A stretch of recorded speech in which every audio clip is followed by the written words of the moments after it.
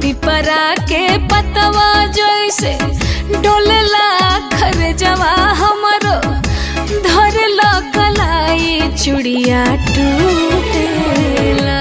जहिया से लागल बा लगनिया रनिया हम। नमस्कार दोस्तों, कैसे आप सब? उम्मीद करता हूँ कि ठीक ही होंगे। दोस्तों आज हम बात करेंगे पावर स्टार पवन सिंह के बारे में। तो चलिए दोस्तों, वीडियो शुरू करने से पहले आप सब कृपया चैनल को सब्सक्राइब कर दीजिए ताकि हमारा भी कुछ बढ़िया हो जाए। दोस्तों आज जिस सॉन्ग की बात करेंगे हम, उसका वो है पिपरवा के पतवा जैसन। दोस्तों ये सॉन्ग बेवफा सनम मूवी पवन सिंह का है, अभी तक रिलीज नहीं हुआ है। तो इस सॉन्ग में आवाज़ दिया है पवन सिंह और उनके साथ दे रहे हैं शिल्पी राज।